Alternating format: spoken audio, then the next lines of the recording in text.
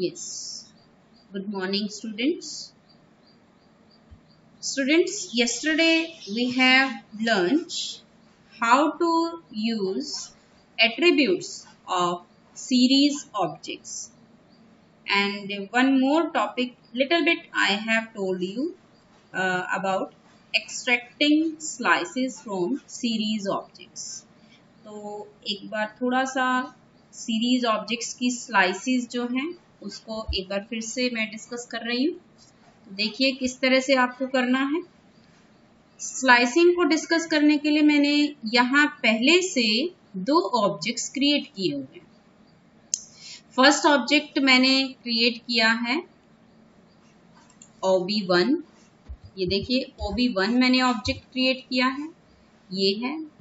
और second object जो मैंने क्रिएट किया हुआ है वो है S8।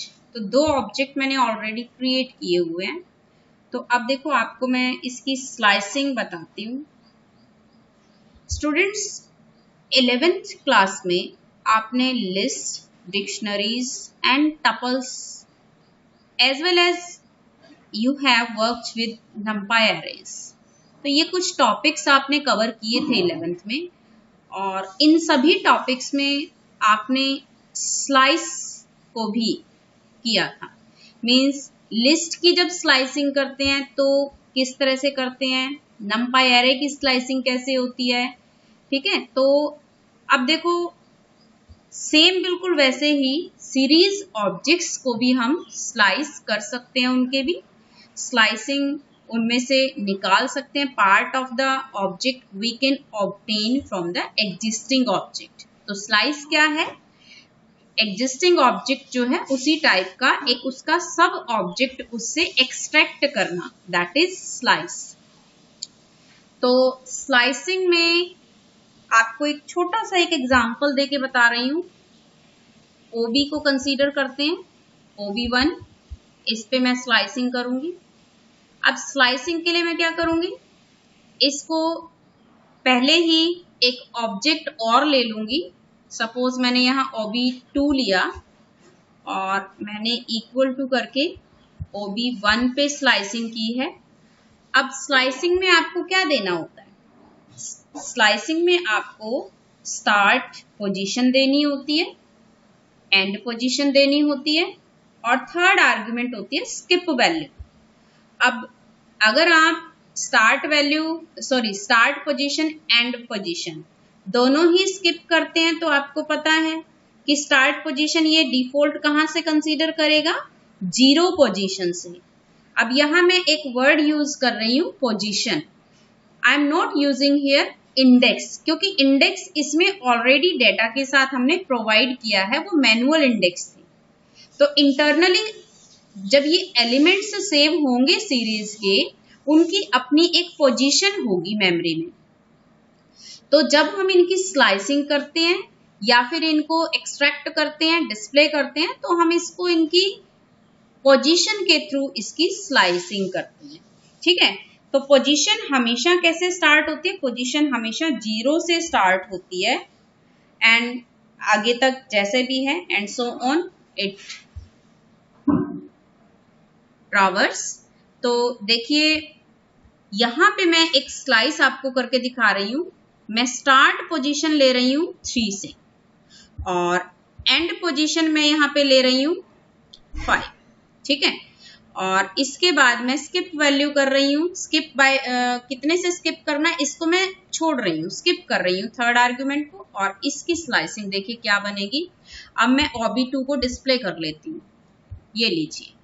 तो इसने 2 ही एलिमेंट डिस्प्ले किए, तो देख लेते हैं क्या इसने ठीक रिटर्न किया है। इसने तो ठीक रिटर्न किया है, क्या आपको समझ आया या नहीं।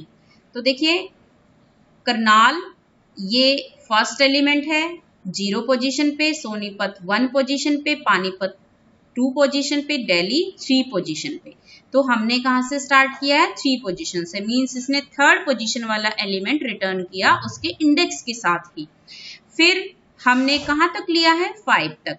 तो ये 5 तक तो ट्रावर्स करेगा नहीं, कहाँ तक ट्रावर्स करेगा, 1 बैक तक, मतलब n-1 तक। 5 माइनस 1 4, तो 4 तक ट्रावर्स करेगा ये। तो 3 पोजीशन पे क्या था दिल्ली और 4 पोजीशन पे रोहतक, तो रेवाड़ी और कुरुक्षेत्र, रेवाड़ी को ये छोड़ देगा क्योंकि रेवाड़ी जो है जिस पोजीशन पे है इसने इसको छोड़ दिया और स्किप बाय 1 कर रहा है, तो इसने 2 एलिमेंट्स रिटर्न कर दिए। आई थिंक ये एग्जाम्पल आपको क्लियर हो गया है। अब देखिए स्लाइसिंग के बारे में आपको एक बात और बता देती हूँ।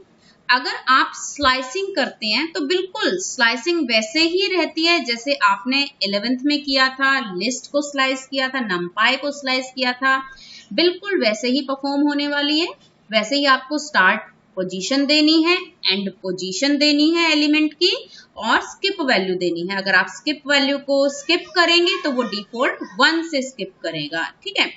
तो इस तरह से आप इसकी स्लाइसिंग कर सकते हैं। बस एक बात आपको ध्यान रखनी है, अगर आप स्किप -1 से कर रहे हैं तो ये रिवर्स, इसकी जो ट्रावर्सिंग है वो -1 पोजीशन से स्टार्ट होगी और ये रिवर्स में एलिमेंट्स को रिटर्न करेगा।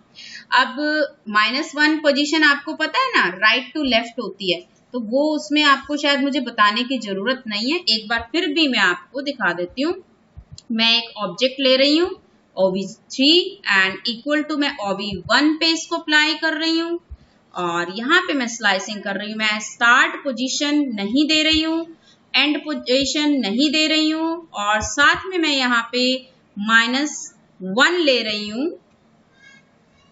-1 से मैं यहाँ पे स्किप कर रही हूँ। तो देखिए इसने क्या लिया, अब मैं OB3 को डिस्प्ले करके दिखा रही हूँ आपको। ये देखिए इसने पूरे के पूरे लिस्ट को ट्रावर्स कर दिया, क्योंकि मैंने स्टार्ट पोजीशन नहीं ली थी, तो इसने ऑटोमेटिकली कहाँ से स्टार्ट किया, बैक से, बैक साइड से इसने स्टार्ट कर दिया, और मैंने -1 स्किप किया है, तो ये क्या करेगा, बैक साइड से आएगा -1, -2, -3, -4, -5, इस तरह से करके ये बिल्कुल एंड पोजीशन तक चला जाएगा और बिल्कुल फर्स्ट एलिमेंट तक आपको रिटर्न करके देगा, ठीक है। तो ये है स्लाइसिंग। अब एक चीज आपको क्लियर करना चाहती हूँ कि सीरीज ऑब्जेक्ट्स में इंडेक्स हम खुद प्रोवाइड करते हैं। इंडेक्स कुछ भी हो सकते हैं।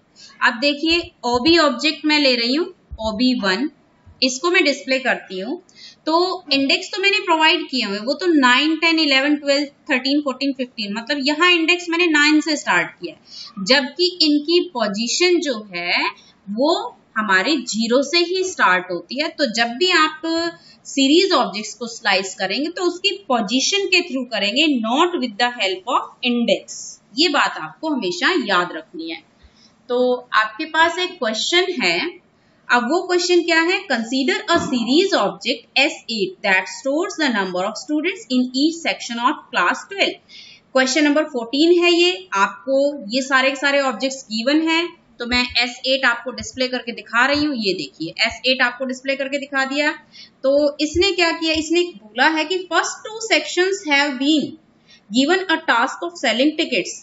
दोनों सेक्शंस को, फर्स्ट 2 सेक्शंस को एक टास्क दिया टिकट सेलिंग का, और 100 पर ticket as part of a social experiment, मतलब हर जो पर टिकट जो था वो 100 था और ये एक सोशल एक्सपेरिमेंट था। तो आपको जस्ट बताना है कि कौन से सेक्शन में कितनी टिकट्स जो हैं, कितने टिकट्स जो हैं सेल हुई हैं और कितने उन्होंने कलेक्शन किए। तो आपको जस्ट क्या करना है, एक वेक्टराइज कैलकुलेशन यहाँ पे परफॉर्म करनी है। प्रिंट के साथ आपको क्या देना है, जस्ट उस ऑब्जेक्ट पे आपको एक स्लाइसिंग करनी है। सबसे पहले तो स्टार्ट वैल्यू हम स्किप कर दे रहे हैं यहाँ पे, और यहाँ आप कह रहे हैं फर्स्ट 2, तो हमें यहाँ पे 2 ही लेना है, क्योंकि 2 - 1 इंडेक्स 1 पोजीशन तक जाएगा, 0 और 1 2 एलिमेंट्स ऑटोमेटिकली उठा लेगा।